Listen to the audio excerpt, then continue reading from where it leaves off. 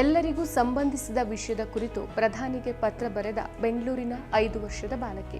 ನಾವು ಶಾಲೆಗೆ ತೆರಳುವಾಗ ವಿಪರೀತ ತಡವಾಗ್ತಾ ಇದೆ. ವಿಐಪಿ ಸಂಸ್ಕೃತಿ ಭಾರತದಲ್ಲಿ ದೀರ್ಘಕಾಲದಿಂದನೂ ಇದೆ. ಅಭಿವೃದ್ಧಿ ಯೋಜನೆಗಳನ್ನು ಉದ್ಘಾಟಿಸೋದು ಮುಖ್ಯನೇ, ಆದರೆ ಅದು ಜನರ ದೈನಂದಿನ ಜೀವನಕ್ಕೆ ಹಾನಿಯಾಗಬಾರದು. ನಮಸ್ಕಾರ, ಈ ದಿನಕ್ಕೆ ಸ್ವಾಗತ. ನಾನು ಜಿಎಂ ಪವಿತ್ರ. ಪ್ರಧಾನಿ ನರೇಂದ್ರ ಮೋದಿ ಆಗಸ್ಟ್ 10ಕ್ಕೆ ಬೆಂಗಳೂರಿಗೆ ಆಗಮಿಸಿ ಮೆಟ್ರೋ ಉದ್ಘಾಟನೆ, ಹೊಸ ಮೆಟ್ರೋ ರೈಲಿಗೆ ಶಂಕುಸ್ಥಾಪನೆ, ವಂದೇ ಭಾರತ್ ರೈಲಿಗೆ ಚಾಲನೆಯನ್ನು ಕೊಟ್ಟಿದ್ರು. ಬೆಂಗಳೂರು ಮತ್ತಷ್ಟು ಅಭಿವೃದ್ಧಿಗೆ ಜೊತೆಯಾಗಿ ಕೆಲಸ ಮಾಡಬೇಕಾಗಿದೆ ಅಂತ ಮೋದಿ ಹೇಳಿದ್ರು. ಮೋದಿ ಬೆಂಗಳೂರಿಗೆ ಆಗಮಿಸ್ತಾ ಇರೋ ಹಿನ್ನೆಲೆಯಲ್ಲಿ ನಗರದ 5 ವರ್ಷದ ಬಾಲಕಿ ಮೋದಿಗೆ ಪತ್ರ ಬರೆದಿರೋದು ಸೋಷಿಯಲ್ ಮೀಡಿಯಾದಲ್ಲಿ ವೈರಲ್ ಆಗಿತ್ತು.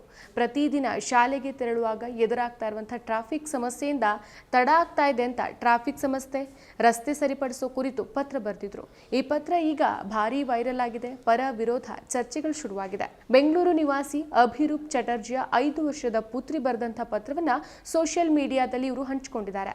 ಪ್ರಧಾನಿ ಮೋದಿ ಬೆಂಗಳೂರಿಗೆ ಭೇಟಿ ಕೊಟ್ಟ ಟೈಮ್ನಲ್ಲಿ ಹಲವು ದಿನಗಳಿಂದ ಎದುರಿಸ್ತಾ ಇರುವಂತಹ ಸಮಸ್ಯೆಗೆ ಪರಿಹಾರ ಹುಡುಕುವಂತ ನನ್ನ ಪುತ್ರಿ ಪತ್ರದ ಮೂಲಕ ಪ್ರಯತ್ನಿಸಿದ್ದಾರೆ ಅಂತ ಹೇಳ್ಕೊಂಡಿದ್ದಾರೆ. ನರೇಂದ್ರ ಮೋದಿಜಿ, ಇಲ್ಲಿ ಭಾರಿ ಟ್ರಾಫಿಕ್ ಸಮಸ್ಯೆ ಇದೆ. ಇದರಿಂದ ನಾವು ಶಾಲೆಗೆ ಹೋಗುವಾಗ ವಿಪರೀತ ತಡ ಆಗ್ತಾ ಇದೆ. ಆಫೀಸ್ಗೆ ಹೋಗೋರ್ಗೂ ಸಹ ತಡ ಆಗ್ತಾ ಇದೆ. ಜೊತೆಗೆ ಇಲ್ಲಿನ ರಸ್ತೆ ಕೂಡ ಹಾಳಾಗಿದೆ. ದಯವಿಟ್ಟು ಸಹಾಯ ಮಾಡಿ ಅಂತ 5 ವರ್ಷದ ಬಾಲಕಿ ಆರ್ಯ ತನ್ನ ಪತ್ರದಲ್ಲಿ ಬರೆದಿದ್ದಾರೆ. ಇನ್ನು ಹೆಚ್ಚು ಆಘಾತಕಾರಿ ವಿಷಯ ಅಂತಂದ್ರೆ, ಈ ವಿಐಪಿ ಗಾಡಿಗಳಿಂದಾಗಿ ಶವಗಳು ಕೂಡ ಸ್ಮಶಾನಕ್ಕೆ ತಲುಪುವಂತ ಸಂದರ್ಭಗಳು ಲೇಟ್ ಆಗತ್ತೆ. ಮತ್ತೆ ಮತ್ತೆ ಸವಿಯಬೇಕೆನಿಸುವ ಮೃದುವಾದ ನಂದಿನಿ ಪನ್ನೀರ್. ಒಂದು ಘಟನೆಯಲ್ಲಿ ವಿಐಪಿ ಚಲನೆಯಿಂದಾಗಿ ಟ್ರಾಫಿಕ್ನಲ್ಲಿ ಆಂಬ್ಯುಲೆನ್ಸ್ ಸಿಲುಕಿ ಶವವನ್ನ 20 ನಿಮಿಷಗಳ ಕಾಲ ರಸ್ತೆಯಲ್ಲಿ ಇರಿಸಬೇಕಾಯಿತು.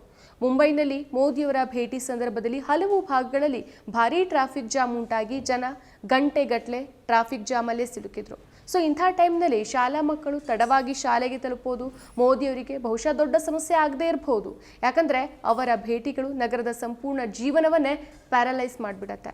ಆಂಬ್ಯುಲೆನ್ಸ್ಗಳು ಟ್ರಾಫಿಕ್ನಲ್ಲಿ ಸಿಲುಕತ್ತೆ, ಜನರು ಕೆಲಸಕ್ಕೆ ತಡವಾಗಿ ಹೋಗ್ತಾರೆ, ಇನ್ನೂ ಕೆಲವು ಸಂದರ್ಭಗಳಲ್ಲಿ ಜೀವಗಳಿಗೆ ತೊಂದರೆ ಆಗಿಬಿಡತ್ತೆ. ಇನ್ನು ಮೋದಿಯವರ ಭೇಟಿ ಸಂದರ್ಭದಲ್ಲಿ ಬೆಂಗಳೂರಿನ ಜನಜೀವನ ಎಷ್ಟು ಅಸ್ತವ್ಯಸ್ತವಾಗುತ್ತೆ ಅನ್ನೋದನ್ನ ನೋಡಿದ್ರೆ ಈ ಬಾಲಕಿಯ ದೂರು ಮೋದಿಗೆ ಬಹುಶಃ ದೊಡ್ಡ ವಿಷಯ ಆಗದೇ ಇರಬಹುದು. ಪ್ರಧಾನಿಯ ಭೇಟಿಗೆ ಸಂಬಂಧಿಸಿದಂತೆ ಟ್ರಾಫಿಕ್ ಪೊಲೀಸರು ವಿಶೇಷ ಸೂಚನೆಗಳನ್ನು ಹೊರಡಿಸಿದ್ರು. ಹಲವು ರಸ್ತೆಗಳನ್ನು ಮುಚ್ಚಲಾಗಿತ್ತು, ರೈಲುಗಳನ್ನು ರದ್ದುಗೊಳಿಸಲಾಗಿತ್ತು ಮತ್ತು ನಗರದ ಹಲವು ಭಾಗಗಳಲ್ಲಿ ಟ್ರಾಫಿಕ್ ಜಾಮ್ ಉಂಟಾಗಿತ್ತು. ಇದು ಕೇವಲ ಈ ಭೇಟಿಗೆ ಮಾತ್ರ ಸೀಮಿತ ಆಗಿಲ್ಲ.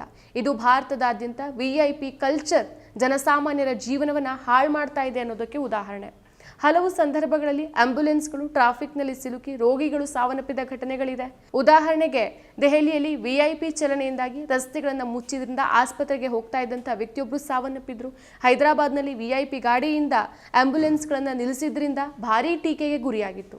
ಸೊ ಈ ವಿಐಪಿ ಸಂಸ್ಕೃತಿ ಭಾರತದಲ್ಲಿ ದೀರ್ಘಕಾಲದಿಂದ ಇರುವಂಥ ಒಂದು ದೊಡ್ಡ ಸಮಸ್ಯೆ. ಅದನ್ನು ಬದಲಾಯಿಸೋ ಅಗತ್ಯ ಇದೆ ಕೂಡ. 2017ರಲ್ಲಿ ಕೆಲವು ನಿಯಮಗಳನ್ನು ಬದಲಾಯಿಸಿ ವಿಐಪಿಗಳು ರೆಡ್ ಲೈಟ್ ಬಳಸೋದನ್ನು ನಿಷೇಧಿಸಿದ್ರೂ ಸಹ ಅದು ಪ್ರಾಯೋಗಿಕವಾಗಿ ಬದಲಾಗಿಲ್ಲ. ಬೆಂಗಳೂರಿನಂಥ ನಗರಗಳಲ್ಲಿ ಅಭಿವೃದ್ಧಿ ಯೋಜನೆಗಳನ್ನು ಉದ್ಘಾಟಿಸೋದು ಮುಖ್ಯನೇ, ಆದರೆ ಅದು ಜನರ ದೈನಂದಿನ ಜೀವನಕ್ಕೆ ಹಾನಿಯಾಗದಂತೆ ನೋಡ್ಕೊಳ್ಬೇಕು. ಸೊ ಆರ್ಯ ಅವರ ಒಂದು ಪತ್ರ ಒಂದು ನಿರೀಕ್ಷೆಯ ಸಂಕೇತವೇ ಹೊರತು ಮೋದಿಯವರ ಭೇಟಿಯ ಹಿಂದಿನ ಅಸ್ತವ್ಯಸ್ತತೆಯ ಮುಂದೆ ಇದು ತುಂಬಾನೇ ಚಿಕ್ಕದು ಅಂತ ಅನಿಸ್ಬಹುದು. ಮತ್ತಷ್ಟು ವಿಶೇಷ ವಿಡಿಯೋಗಳನ್ನು ನೋಡಲು ಮತ್ತು ಹೊಸ ವಿಡಿಯೋಗಳ ಬಗ್ಗೆ ತಿಳಿಯಲು EDina.com ಯೂಟ್ಯೂಬ್ ಚಾನೆಲ್ ಸಬ್ಸ್ಕ್ರೈಬ್ ಮಾಡಿ ಮತ್ತು ಬೆಲ್ ಐಕಾನ್ ಕ್ಲಿಕ್ ಮಾಡಿ.